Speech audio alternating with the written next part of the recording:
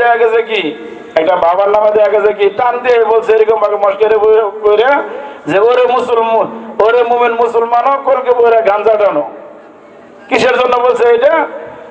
যে কি হেরা বলতেছে এরকম ভাবে মাইকের ভিতরে বলে যে ওরে মুমিন মুসলমানও কলকে বইরা গাঞ্জা টানো, জান্নাতের ভিতরে থাকবে সকল নিয়ামত থাকবে, তোমার গাঞ্জা পাইবা না, এর জন্য দুনিয়াতে গাঞ্জা খেয়ে নাও। দেখেন এটা হইলো কি, এটা হেরা মাইকটা বলে আর কি, কি বলেন এরকম ভাবে বলে না যে দুনিয়ার বুকে কলকে বলে গাঞ্জা খেয়ে নাও, জান্নাত সব থাকবে, গাঞ্জা থাকবে না। কিরম দেখা গেছে কি শিরকারি হইলে এটা বলতে পারে। কিরম ভাবে দেখা গেছে কি মাজার বোঝারে হয়েছে দুনিয়ার সকল কিছু করবা বাবা এসব না। মোহতারাম দোস্ত বুজুর্গ, আমরা সকল কিছু করি, আমরা পীর মুরিদের ধরা এটাও কি খারাপ না? এটা কি অনেক মাসে বলে হুজুর পীরের মুরিদ না হলে জান্নাত যাওয়া যাবো না, পীরের মুরিদ ধরা কি এটা জায়েজ নাকি হারাম?